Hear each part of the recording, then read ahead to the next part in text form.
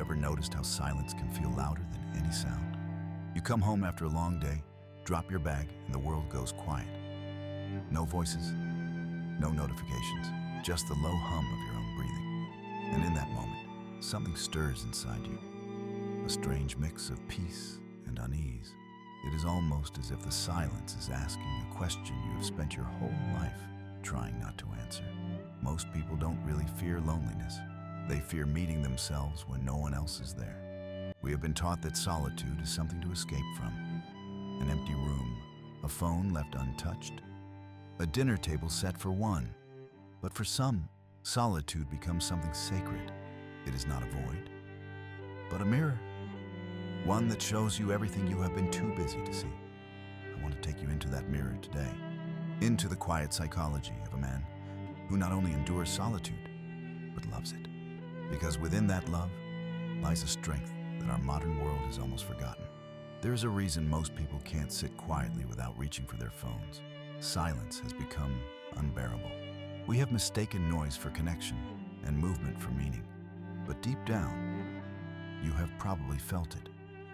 That strange fatigue that follows constant stimulation, the exhaustion that comes not from doing too much, but from never being still. Our days are filled with invisible noise, pings, headlines, half-finished conversations. Even our thoughts come with background music now. We fall asleep to podcasts and wake up to screens, our minds crowded before the morning light touches the window. And beneath all that movement hums a quiet ache. When did I last feel my own presence? Solitude forces you to stop running, and that is exactly why it scares people. Because when you stop running, your shadows catch up. Carl Jung once said, "Until you make the unconscious conscious, it will direct your life, and you will call it fate." Solitude is where this confrontation begins. It strips away distractions until all that remains is you, unfiltered, unperformed, unprotected. And when you finally face that raw version of yourself, you start to see what truly drives you, what wounds still ache, and what strength quietly waits beneath the surface. But here's the paradox. Most people believe solitude makes them weaker. In truth, it is the birthplace of resilience, because when you can stand in silence and not crumble, you stop depending on noise to feel alive. Imagine a man walking through a forest at dawn. The air is cold, his breath visible in the light. He walks not to escape the world, but to meet it more clearly. Every sound, the crunch of leaves, the distant song of a bird, feels amplified. He's alone, but not lonely. In that quiet, something ancient wakes up inside him. The kind of strength that doesn't need an audience. That image might seem distant from your own life, but the essence is the same. You have probably felt glimpses of it before, sitting by a window at night, when the house finally goes still, and you realize how much of your day was spent responding to everyone else's needs. Solitude reclaims what the world keeps taking, your attention, your energy, your inner center. It is not about rejecting others. It is about returning to yourself. In a world obsessed with constant interaction, choosing solitude is a rebellion, a quiet, radical act of self-preservation. And it is often in that choice that clarity begins to form. When the noise fades, your intuition starts to speak. You begin to see patterns in your life, relationships that drain you, habits that numb you, dreams you have quietly postponed. The man who loves solitude doesn't run from these realizations. He welcomes them. Because he understands that truth, no matter how uncomfortable, is the beginning of freedom. Sometimes that truth comes gently, like light through leaves. Other times it hits like thunder. The sudden realization that you have built a life around pleasing, performing, or pretending. And when that storm arrives, solitude becomes both shelter and mirror. It protects you while forcing you to see. There is a vital distinction here. Loneliness and solitude are not the same. Loneliness is a wound. Solitude is a practice. Loneliness feels like absence, like you have been forgotten by the world. But solitude is presence, a conscious return to your own company. One comes from deprivation, the other from intention. The man who loves solitude chooses it. He doesn't hide from the world, he simply refuses to be consumed by it. In solitude, he learns to draw strength not from validation, but from understanding, not from approval, but from awareness. Psychologists today are rediscovering what mystics knew centuries ago, that voluntary solitude reduces anxiety, increases creativity, and deepens emotional stability. It gives your nervous system a chance to reset, your mind a chance to breathe, your heart a chance to hear its own rhythm again. It is not a withdrawal from life. It is the foundation of it. And that foundation changes everything, because when you know how to be alone without feeling empty, no one can use your emptiness against you. The man who loves solitude is often misunderstood. He's seen as detached, mysterious, maybe even cold. But that is because people project their own discomfort with silence onto him. They cannot imagine choosing stillness willingly, so they assume something must be wrong. But think about it. Every great thinker, creator, and healer has known the necessity of solitude. Nietzsche once wrote that great creation demands isolation, not as punishment, but as preparation. Because only in solitude can thought ferment, imagination take root, and selfhood solidify. We all have that same potential, the capacity to become our own sanctuary. But to do that, we must first endure misunderstanding.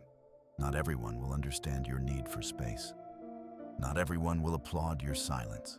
And that is okay, because the journey inward isn't meant to be validated. It is meant to be lived.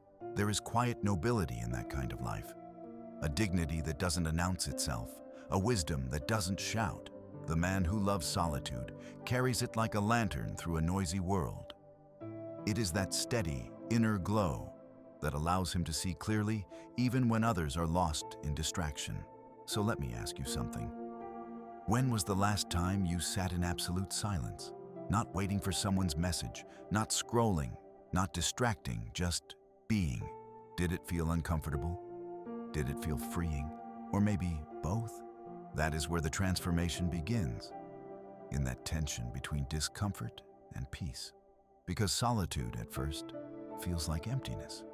But stay long enough, and it reveals itself as fullness, a deep, unshakable presence. The man who loves solitude discovers that everything he was seeking from the world, validation, peace, purpose, was quietly waiting within him all along. He realizes that solitude doesn't isolate him from life. It reconnects him to it. He sees that strength isn't measured by how loudly you live, but by how calmly you can stand when everything else goes quiet. And somewhere, deep in that stillness, a new understanding begins to take root. That solitude isn't the absence of connection. It is the soil in which authentic connection grows. That is where solitude stops being a condition and becomes a teacher. There is a moment in every quiet life when stillness stops feeling peaceful and starts feeling personal. You begin to notice how loud your thoughts really are, how much you crave distraction, even from things that once drained you. You start to sense the hidden weight you have been carrying, the subtle ache beneath the routines that once made you feel safe. That is the beginning of solitude's real work. Because solitude isn't just peaceful, it is surgical. It cuts away everything false until only the truth remains. And the truth is never comfortable at first. If you stay long enough in solitude, you will meet a version of yourself you didn't know existed. The one who still clings to approval, the one who hides pain behind productivity, the one who fears being forgotten. At first, it can feel like falling, like losing the scaffolding that once held your life together. The constant messages, the busyness, the roles you play, all gone. And suddenly, there is just you. You and everything you have been postponing inside yourself. Carl Jung called this confrontation the meeting with the shadow.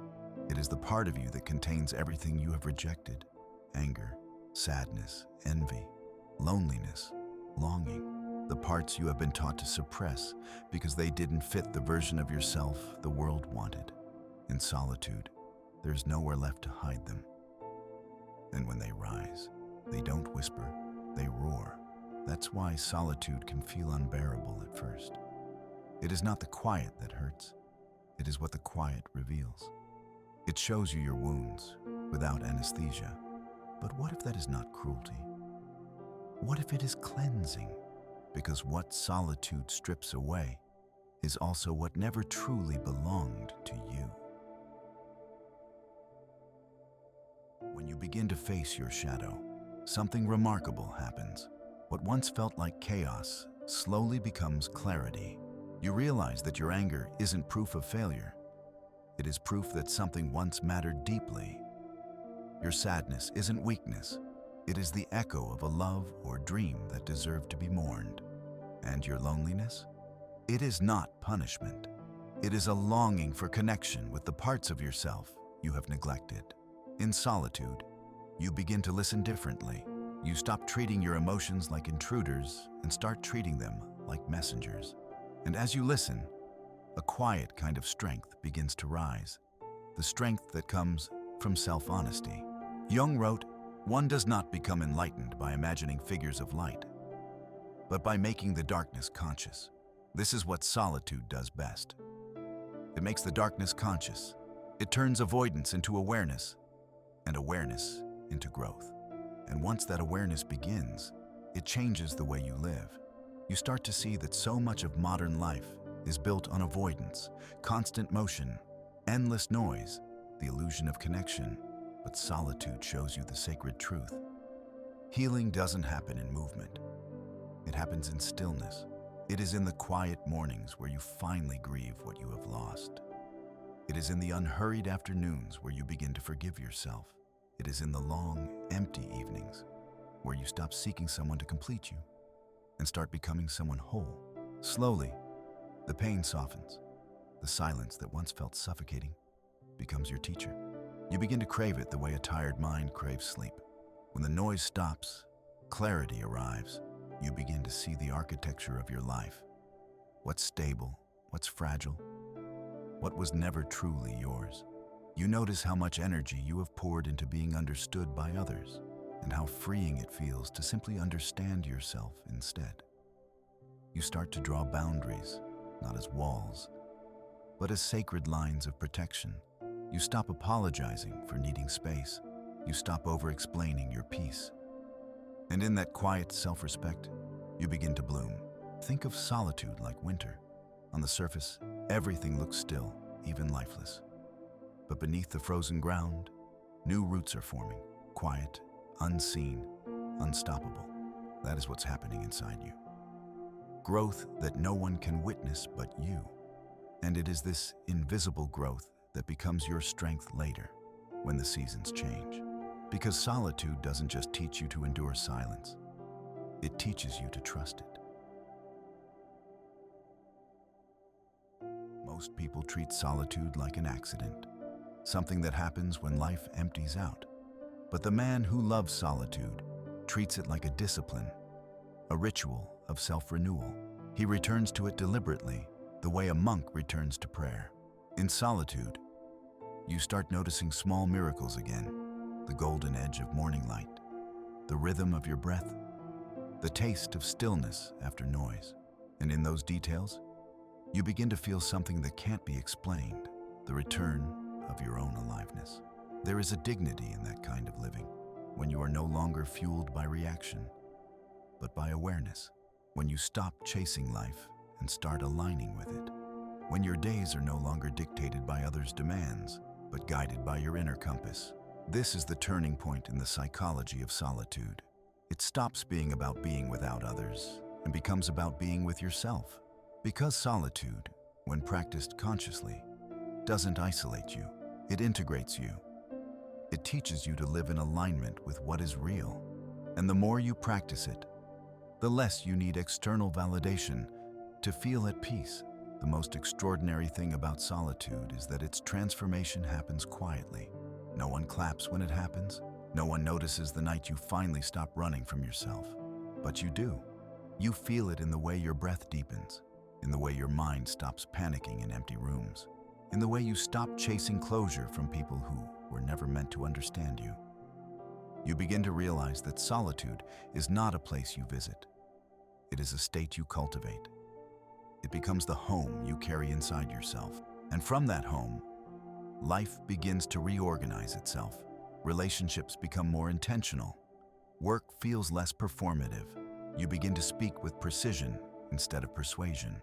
You start to feel less like you are surviving your days and more like you are inhabiting them. The man who loves solitude isn't detached from life. He's more deeply connected to it than ever, because he no longer seeks from others what he can only give himself. At some point, something subtle shifts. You stop viewing solitude as an escape and start seeing it as your teacher. It is no longer about being alone. It is about being whole. You realize that solitude is not just a condition of peace. It is a gateway to presence. And presence, true, grounded presence, is where strength lives. You start to see life differently. You notice how people fill silence with endless chatter to avoid vulnerability. You see how easily we trade authenticity for approval. And you quietly step away from it all, not out of arrogance, but from understanding. Because once you have known the power of silence, noise loses its spell. So when the next wave of loneliness hits, remember this: you are not falling apart. You are shedding layers. Every quiet hour is sculpting you into someone deeper, steadier, more real. You are becoming the kind of person who doesn't just survive silence, but draws strength from it. And that strength, calm, rooted, invisible, is what the world needs most. You see, solitude is not the end of the path. It is the beginning of awakening. In solitude, you stop being who the world expects and start becoming who you truly are. And that realization, that quiet rebirth, is what prepares you for what comes next. Because in the next part, we enter the highest truth of all: how solitude, once understood, transforms not just your mind, but your soul. It becomes not a place of withdrawal, but a source of power, purpose, and profound connection with life itself. There comes a moment in every deep journey when solitude stops feeling like an act of self-protection and starts feeling like liberation. The silence that once felt heavy now feels alive. You no longer enter solitude to escape the world. You enter it to remember who you are. And what you discover there changes everything. Because solitude, at its highest form, isn't about being alone. It is about being free. Most people spend their lives reacting to noise, to opinions, to expectations. Their emotions rise and fall with every gust of the world's weather. But solitude teaches you something the crowd never will. Power doesn't come from control. It comes from composure. When you have learned to be still, chaos loses its authority over you. You no longer need to prove your worth in conversations that drain you. You stop arguing to be understood. You start choosing peace over performance. That is the first great freedom solitude gives you. The freedom from reactivity. You begin to see that most conflicts in life are just noise seeking an echo. And when you refuse to echo them, they dissolve. Not because you are avoiding life, but because you finally understand it. Marcus Aurelius once wrote his meditations in the solitude of command, surrounded by armies, yet profoundly alone. He knew that leadership wasn't about dominance, but discipline of the self. He called it the art of holding one's soul upright. That is what solitude trains in you. The art of staying upright when the world bends. Stillness is misunderstood. People imagine it as passive, but stillness is strength at rest. It is the calm eye at the center of the storm. When you learn to hold stillness, you stop mistaking motion for meaning. You stop measuring your life by how much you do, and start valuing how deeply you live. Think of it like the surface of a lake. When the water is agitated, it reflects nothing. But when it is calm, it mirrors the entire sky. That is what happens to your mind in solitude. The turbulence of thought settles, and clarity begins to reflect truth. Decisions that once felt impossible suddenly make sense. Paths that once felt tangled begin to open. Because when you are no longer fighting your own noise, you can finally hear the quiet wisdom beneath it. And And that wisdom is ancient. It speaks the language of intuition, not logic. It is the same voice that whispers to every soul that dares to listen. You already know. You just need silence to remember. The man who loves solitude no longer measures himself by the world's applause. He doesn't need to be seen to feel seen. He doesn't chase validation because he has found something far more enduring: self-trust. Carl Jung once wrote, "The privilege of a lifetime is to become who you truly are." But that privilege demands courage, because to become yourself, you must first risk being misunderstood. Solitude prepares you for that courage. It teaches you how to stand alone without feeling lonely. It shows you that authenticity has a price, but it is never as high as the cost of imitation. When you are at peace with being alone, rejection loses its sting. Criticism becomes background noise, and praise no longer intoxicates you. You start living from the inside out, not the outside in. And that is when something profound happens. Your relationships change, not because you withdraw, but because you show up differently. You no longer need others to complete you.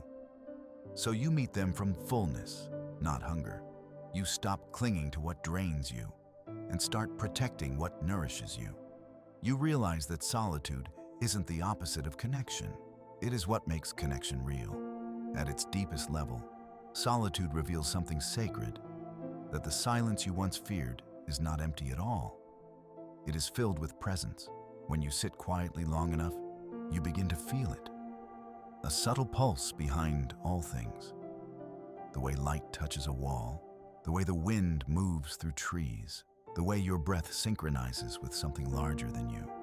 You begin to sense that you are not separate from life, but woven into it. In that realization, solitude becomes communion. It is no longer you sitting in silence. It is life meeting itself through you. You feel connected not through words, but through awareness. You no longer pray for things. You start listening to what existence is already saying. The great poets and mystics knew this. Rainer Maria Rilke wrote, "I want to be with those who know secret things, or else alone," because solitude was never about isolation for him. It was about intimacy with the infinite. That same intimacy is available to all of us. But to feel it, you must first stop running from yourself. Once you have lived through that kind of stillness, something fundamental shifts inside you. You develop an inner gravity. You stop chasing the world because the world begins to come to you. You walk slower, speak less, feel more.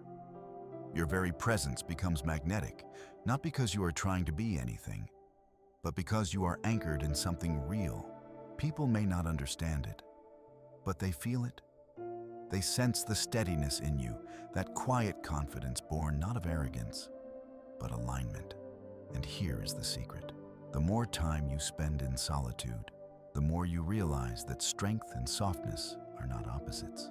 They are the same thing expressed differently, because the man who can sit in silence with his fears can also stand gently in the world with compassion.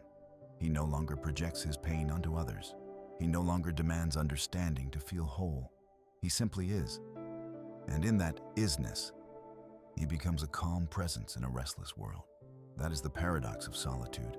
It makes you powerful, not because it hardens you, but because it softens everything false. Solitude is not the end of human connection. It is the beginning of divine connection. When distractions fade and silence deepens, you begin to sense something greater than yourself. Call it God, the soul, the universe, or simply life. And in that sacred stillness, you realize something humbling. You were never truly alone. You were just disconnected from what is always here. Every quiet moment, every pause between thoughts, every breath, it is all part of the same living rhythm. And when you tune into it, you begin to live differently, more awake, more deliberate, more free. Freedom, after all, was never about escape. It was about embodiment, the courage to live as yourself, fully, fearlessly, faithfully.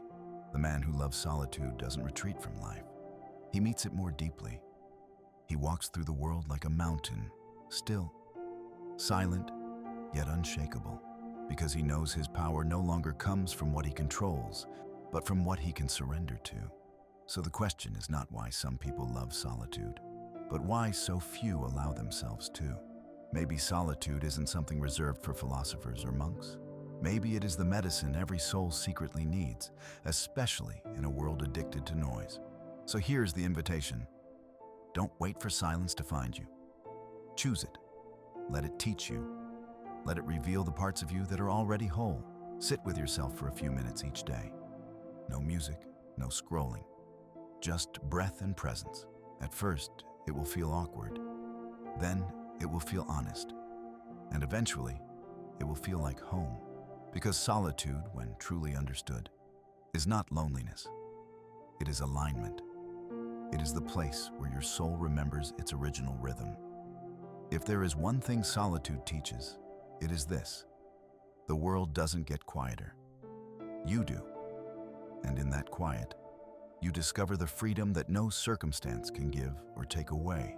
The freedom to think clearly, love deeply, and walk through life as your truest self. So take that next step, not away from the world, but toward your center, toward that still, sacred place within you that has been waiting all along. Because solitude is not emptiness. It is fullness. It is not isolation. It is communion. It is not withdrawal. It is awakening. And when you finally learn to love it, you will realize it was never about being alone. It was about finally coming home.